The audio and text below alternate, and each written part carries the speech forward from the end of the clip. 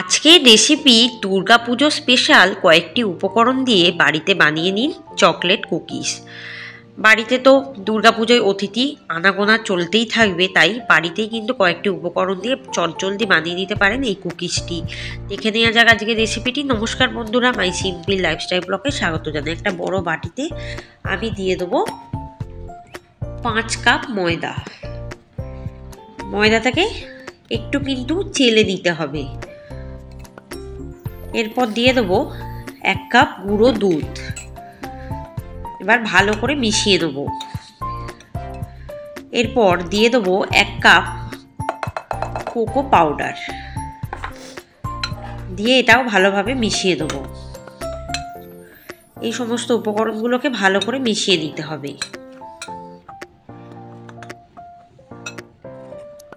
এরপর দিয়ে দেবো 1 কাপ গুঁড়ো চিনি। এটাও ভালোভাবে মিশিয়ে দেবো। ভালো করে দেখুন সব উপকরণগুলো মেশানো হয়ে গেছে। এরপর দিয়ে দেবো 1 টেবিল চামচ ভ্যানিলা এসেন্স।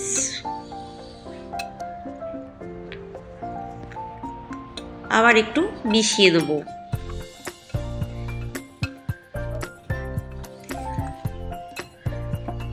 এরপর দিয়ে দেবো 1/2 কাপ সাদা তেল দিয়ে ভালো করে এটাকে মেশাতে থাকবো তেলটা দেওয়ার পর। এরপর দিয়ে দেবো আরও 1/2 কাপ সাদা তেল। মোট 1 কাপ কিন্তু তেল আমি এখানে ব্যবহার করলাম।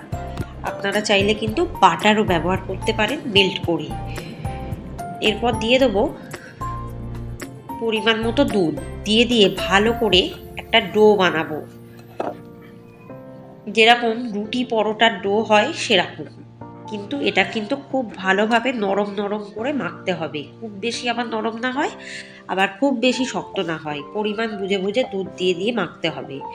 মেখে কিন্তু রেস্টে কিন্তু 30 মিনিট রেখে দিতে হবে। তাহলে কিন্তু কুকিজটা ফুলবে, বানানো যাবে। আমি কিন্তু এটা মাইক্রোওভেনে বানিয়েছি।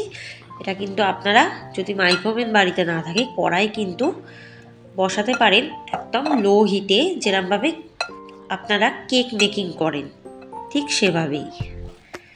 দেখুন 30 মিনিট পর দেখুন কতটা সফট হয়ে গেছে। এরপর আমি কুকিজগুলো রেডি করব। আর একটু ভালো করে চটকে নেব, চটকে মেখে নেব। এরপর কুকিজগুলো আমি কিন্তু তৈরি করব।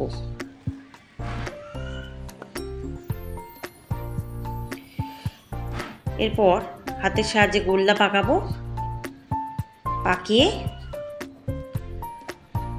বুড়ো আঙুল দিয়ে এটাকে চ্যাপ্টা পড়ার মতো করে তৈরি করব। দেখুন বেশ চ্যাপ্টা চ্যাপ্টা হয়ে গেছে।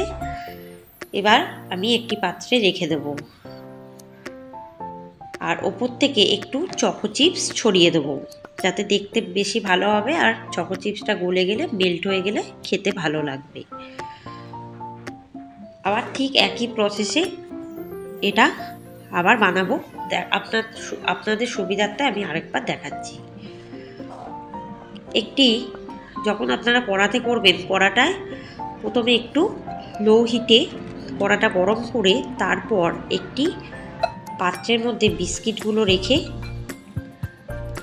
তারপর একদম ঢাকা দিয়ে দিতে হবে প্রায় 30 মিনিটের জন্য লো আঁচ করে। তাহলেই বিস্কিটগুলো তৈরি হয়ে যাবে। দেখুন সমস্ত বিস্কিটগুলো করা হয়ে গেছে।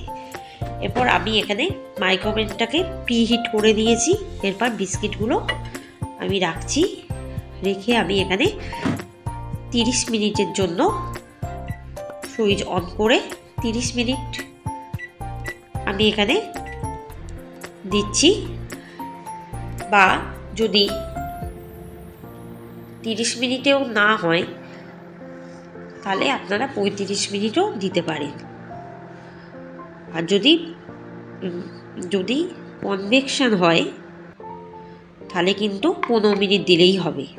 দেখুন বিস্কিটগুলো কিন্তু একদম রেডি হয়ে গেছে। দেখুন কতটা বেশ মুচমুচে খেতেও হয়েছে। দেখুন দেখুন ভেঙেই দেখিয়ে দিলাম। রেসিপিটি ভালো লাগবে, বাড়িতে কিন্তু অবশ্যই বানিয়ে দেখবেন। আজকে